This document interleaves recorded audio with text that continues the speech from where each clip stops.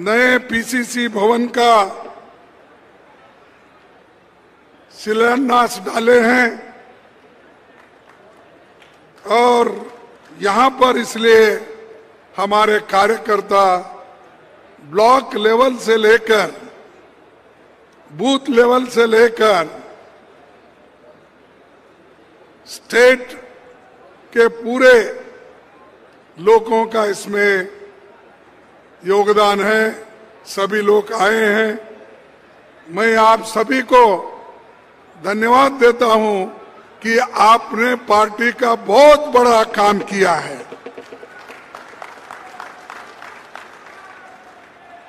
क्योंकि अगर पार्टी है तो हम सब लोग बच सकते हैं। पार्टी है तो पॉलिटिकल पावर आपके हाथ में आ सकती है। पार्टी है तो गरीबों को मजबूती मिलती है।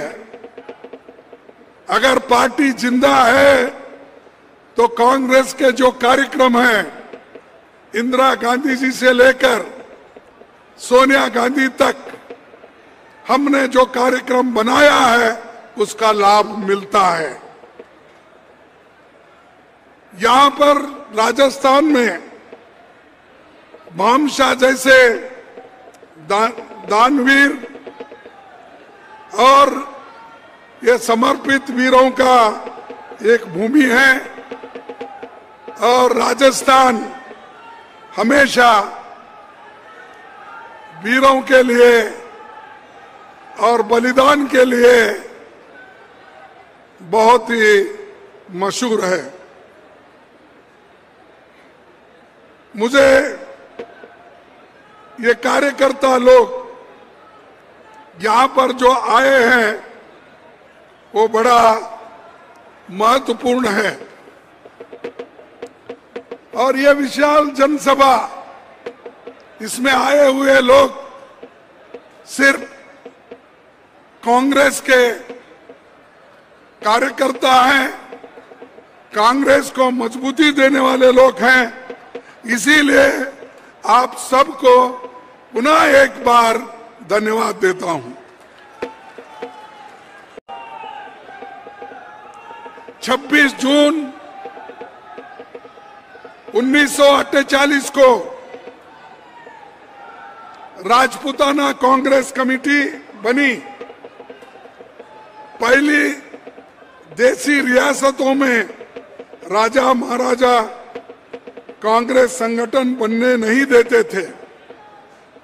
48 में भारत के रियासती हिस्सों में कांग्रेस का पहला अधिवेशन जयपुर में हुआ। कांग्रेस का पहला अधिवेशन जयपुर में हुआ। यह ऐतिहासिक अधिवेशन था। बहुशः वैसा अधिवेशन फिर कभी नहीं होगा।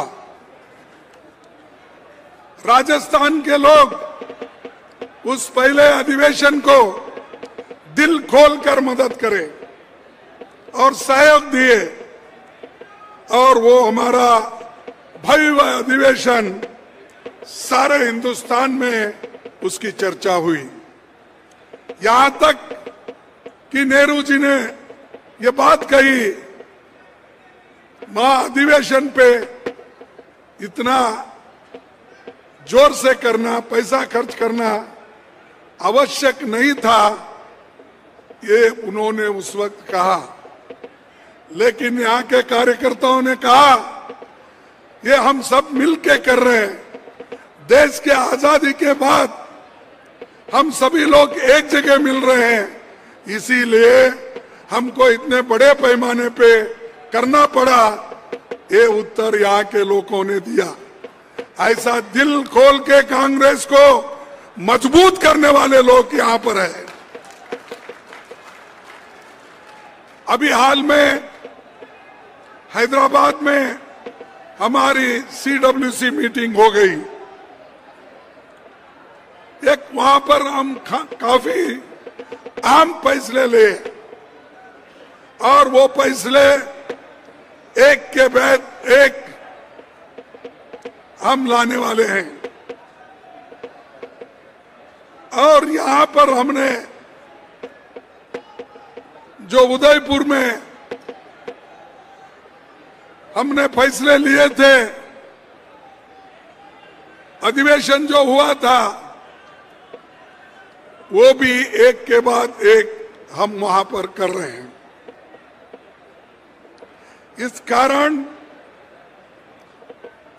ये आने वाले चुनाव को भी बहुत बड़ा फायदा होने वाला है।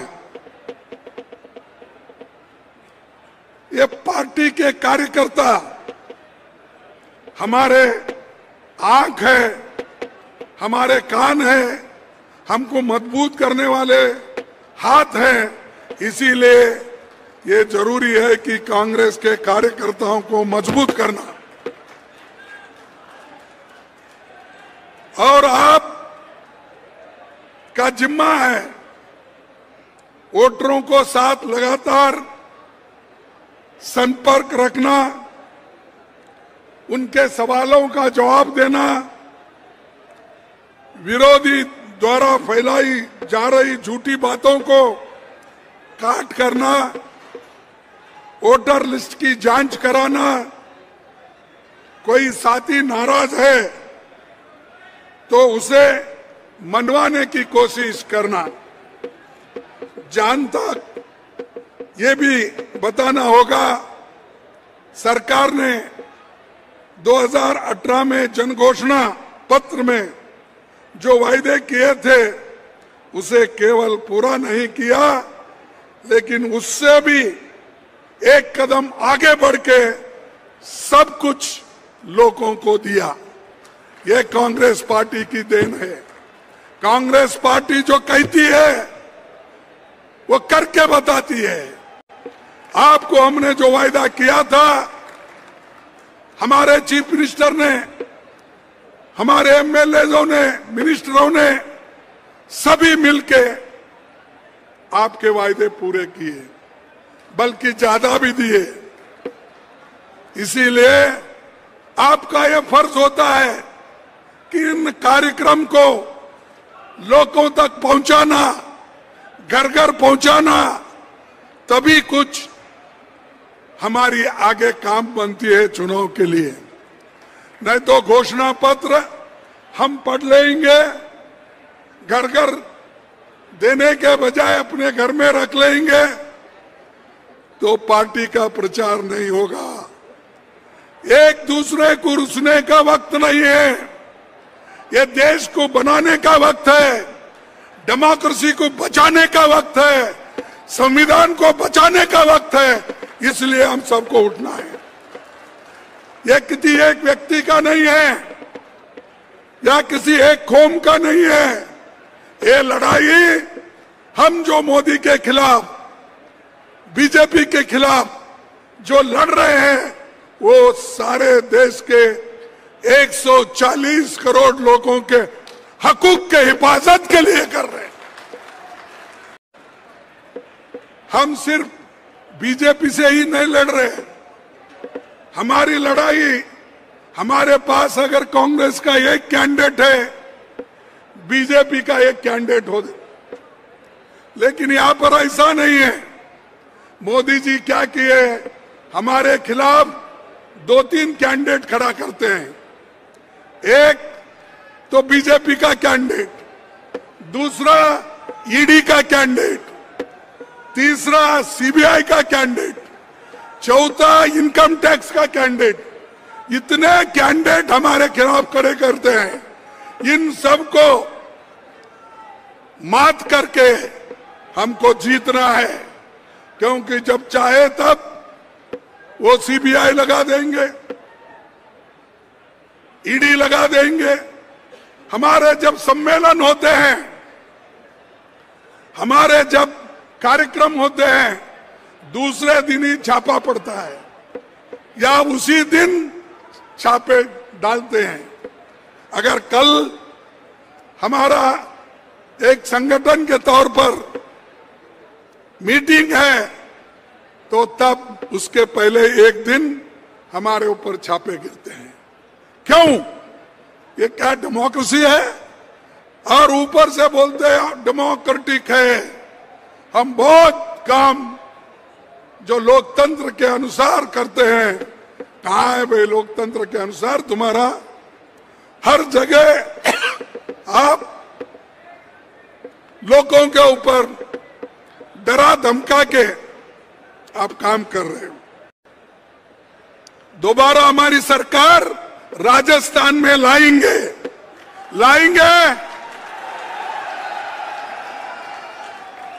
तो मैं इस पे समझ जाता हूं कि आप लाने वाले हैं और हम लोग आपके साथ हैं।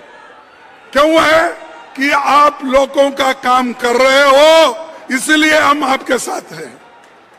और जब तक सब हम मिलके डिसिप्लिन के साथ हमको काम करना है और एकजुट अगर नहीं रहते हम बड़े मुश्किल में हम जाते हैं। इसीलिए मैं एक बात कहूंगा, किसी शायर ने ये कहा है, एक पल रुकने से दूर हो गई मंजिल, एक पल रुकने से दूर हो गई मंजिल, सिर्फ हम ही नहीं रास्ते भी चलते हैं। तुम रुक जाओ तो वहीं खड़े हो जाएंगे, अगर चलते रहेंगे तो रास्ते भी चलते रहेंगे। तो इसीलिए दोस्तों मेरा कहना है, छोटी मोटी बातें भूल जाओ। हमको सोनिया गांधी जी जिन्होंने मेहनत करके इस पार्टी को जिंदा रखने की पूरी कोशिश की, राहुल गांधी जी 4038 किलोमीटर पैदल चले, भारत जोड़ो की यात्रा की, भीषण गर्मी में, बारिश में, आंधी में, तूफान में, बर्फबारी में यात्रा चलती रही। जनता का सवाल उन्होंने बुलंद किया, उठाया।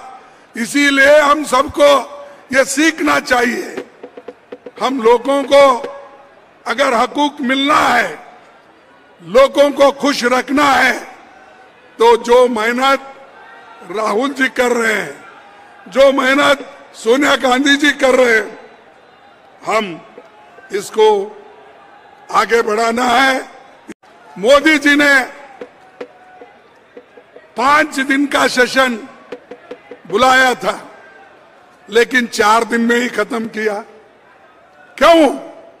क्योंकि उनको नया बनाया हुआ बिल्डिंग दिखाना था और उस बिल्डिंग में ऐसा क्या है मुझे तो मालूम नहीं हुआ।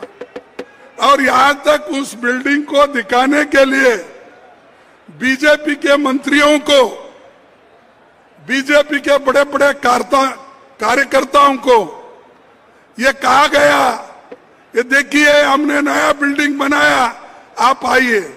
तो लोग भर भर के बसों में आए, उनको दिखला रहे, फोटो निकाल रहे, एक्टर आए, एक्ट्रेस आए, सभी को बता रहे। अरे जो लोकसभा और राज्यसभा ये चर्चा करने की जगह है, एग्जीबिशन करने का नहीं है। यह चर्चा करके लोगों के समस्याओं को हल करने का है। तो ये तो करे नहीं। महिला बिल लाए, जब हमने लाया था, जब सोनिया गांधी जी ने, मनमोहन सिंह ने महिला बिल लाया, इसका विरोध किसने किया? इसका विरोध बीजेपी ने किया। इससे पहले राजीव गांधी जी ने लाया था, उसका विरोध किसने किया? बीजेपी ने किया। और ये लोग, इनकी ना नीयत साफ है, इनकी नीति ठीक है, सिर्फ भाषण करना और उन्होंने अजीब क्या एक बहुत बड़ा हासिल किए। मैं आपसे गुजारिश करूंगा, महिलाओं से भी गुजारिश करूंगा कि ये जो महिला बिल हमने भी सपोर्ट किया, क्योंकि कल के दिन कांग्रेस जो बिल ला रही थी अब आया तो ये लोग सपोर्ट नहीं कर रहे, ऐसा नहीं होना, इसीलिए हम सब मिलके उसको सपोर्ट किए, पास हुआ। अब कब आएगा वो, कब इंप्लीमेंट होगा? 2030 में, 2029 का जनगणना भी देखेंगे, उसके बाद डिलिमिटेशन देखेंगे, उसके बाद ये बिल इंप्लीमेंट। तब तक 10 साल की बात वो कर रहे हैं। 10 साल में ना मोदी रहेंगे ना बाकी के लोग रहेंगे। अरे आज उसीलिए राहुल गांधी जी बोले, सोनिया जी बोले, मैं बोला कि पार्लियामेंट में उसको अब भी लागू करो, क्योंकि इसमें कोई बहुत बड़ा कानूनी पेचीदा नहीं है। तो सीधा सीधा जितने लोग हैं पार्लियामेंट में और राज्यसभा में, उसको 1/3 कर उसमें से निकालो और दे दो, तो वो लागू 2024 को ही होता है। तो उन्होंने नहीं किया, उन्होंने चुप टालते गए, दिखाना। तो हाथी के दांत होते ना, दिखाने के एक और खाने के एक, वैसा मोदी जी का हो गया। मैंने लाया और क्या जश्न मना रहे उसका, औरतें आ रहे, कोई फूल डाल रहे उसके ऊपर, आ रहे, कोई पैर पड़ रहे, इन्हों भी पैर पड़ रहे किसके। यानी जो चीज हम 30 साल पहले 89 में किए थे और उन्हीं के वजह से रुक गया था, और वही लोग आज हीरो बन के फिर रहे हैं। तो लोग होशियार है, शाणे हैं, ये कभी उनके झांसे में नहीं आएंगे। जो कुछ किए हैं ये हमने किया है। आपको वोटिंग का अधिकार भी कांग्रेस ने दिया है। पंडित जवाहरलाल नेहरू, डॉक्टर अंबेडकर, संविधान में जो इस देश का एक मामूली से मामूली कर्मचारी, किसान, लेबर, अमीर से अमीर आदमी, खेती करने वाला, दुकानदार, सबको अगर हक किससे मिला तो वो कांग्रेस के वजह से मिला।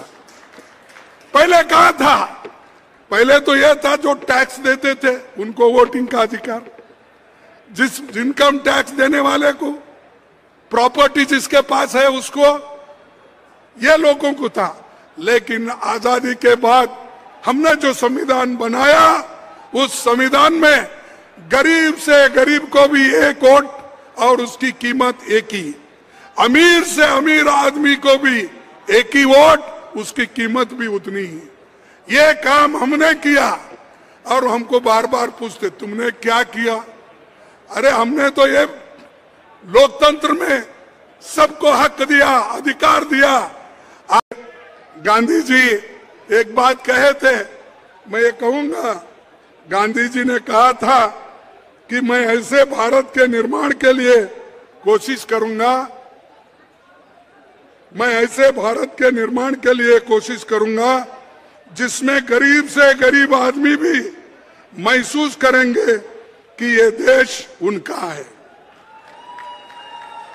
इसमें उनकी आवाज का महत्व होगा, जहां ऊंच नीच का भेद नहीं होगा, तथा स्त्री को भी वही अधिकार मिलेगा जो पुरुषों को प्राप्त होगा।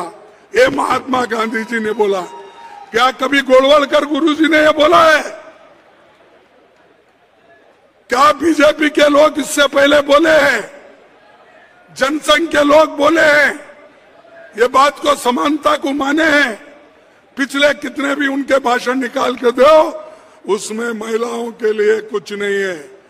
जब यहां पर राहुल जी, हम लोग, सोनिया गांधी जी मिलके जब इंडिया का एक आइडिया निकाले, एक होने का जब आइडिया निकाले, तब वोटों के खातिर महिला का बिल उनको याद आया और वो बिल को लेकर वही बात कर रहे कि हम महिलाओं के साथ हैं।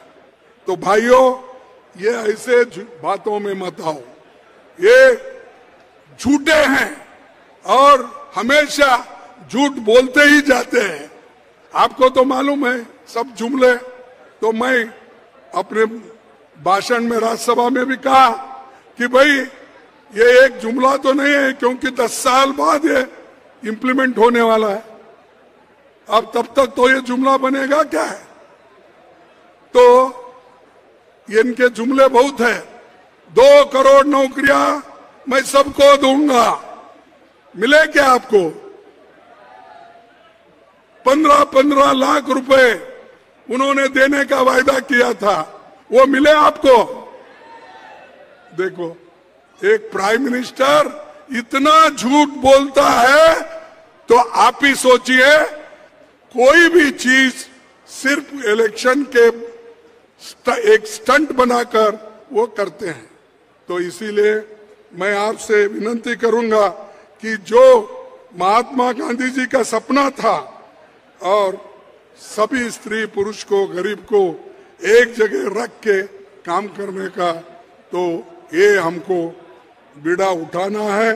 और सभी ओबीसी के महिलाओं को जब तक ये आरक्षण नहीं मिलेगा, हम उनके लिए लड़ते रहेंगे और ओबीसी को जरूर इसमें मिल।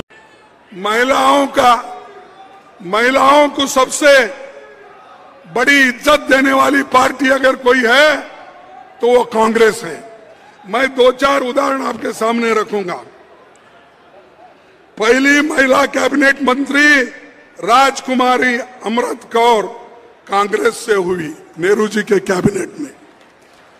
पहली महिला राज्यपाल सरोजिनी नायडू हो गई देश में। पहली महिला यूएन में विजय लक्ष्मी पंडित हो गई। पहली महिला सीएम यूपी में सुचेता कृपलानी हो गई। पहली महिला लोकसभा अध्यक्ष सोनिया गांधी जी ने मीरा कुमारी जी को बनाया। भारत की पहली महिला प्रधानमंत्री कौन थी? इंदिरा गांधी थी। भारत की पहली महिला राष्ट्रपति कौन थी? प्रतिभा पाटिल थी। और वो राजस्थान की राज्यपाल भी थी। और बीजेपी अपनी जानी मानी महिला नेताओं को कैसी इज्जत देते हैं। राजस्थान में और पड़ोसी मध्य प्रदेश में महिलाओं को कैसा सम्मान करते हैं वो आप लोग देखे हैं। तो मैं उनकी बात नहीं करता। सारा देश देख रहा है मणिपुर में क्या हो रहा है, उसके बारे में हमारे प्रधानमंत्री सोचते नहीं, सोचने का समय नहीं।